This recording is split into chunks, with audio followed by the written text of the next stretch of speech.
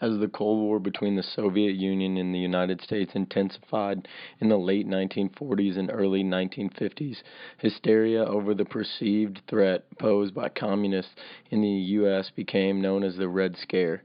Communists were often referred to as Reds because of their allegiance to the Soviet flag. Shortly after the end of World War I and the Bolshevik Revolution in Russia, the Red Scare took hold in the United States. A nationwide fear of communists, socialists, anarchists, and other descendants suddenly grabbed the American psyche in 1919 following a series of anarchist bombings. The nation was gripped in fear. Causes of the Red Scare in the U.S. The causes of the Red Scare included World War I, which led many to embrace strong nationalistic and anti-immigrant sympathies, the Bolshevik Revolution in Russia, which led many to fear that immigrants, particularly from Russia, Southern Europe, and Eastern Europe, intended to overthrow the United States government.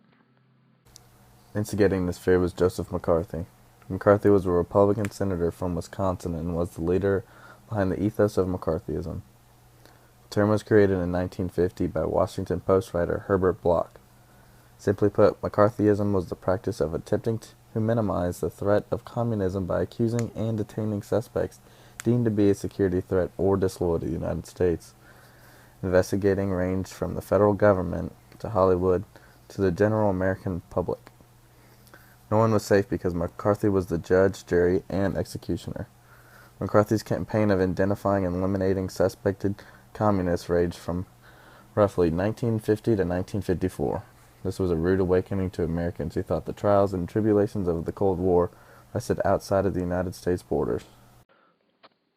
Public concerns about communism were heightened by international events. In 1949, the Soviet Union successfully tested a nuclear bomb, and communist forces led by Mao Zedong took control of China. The following year saw the start of the Korean War, which engaged U.S. troops in combat against the communist-supported forces of North Korea. The advances of communism around the world convinced many U.S. citizens that there was a real danger of the Reds taking over their own country. Figures such as McCarthy and Hoover fanned the flames of fear by widely exaggerating that possibility. Americans also felt the effects of the Red Scare on a personal level, and thousands of alleged communist sympathizers saw their lives disrupted. They were hounded by law enforcement, alienated from friends and family, and fired from their jobs. While a small number of the accused may have been aspiring revolutionaries, most others were the victims of false allegations or had done nothing more than exercise their democratic right to join a political party. Though the climate of fear and repression began to ease in the late 1950s, the Red Scare has continued to influence political debate in the decades since and is often cited as an example of how unfounded fears can compromise civil liberties. The FBI and its longtime director, Edgar Hoover, aided many of the legislative investigations of the communist activities.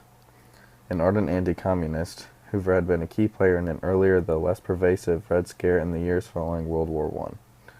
With the dawning of the new anti-communist crusade in the 1940s, Hoover's agency compiled extensive files on suspected subversives through the use of wiretaps, surveillance, and the infiltration of leftist groups.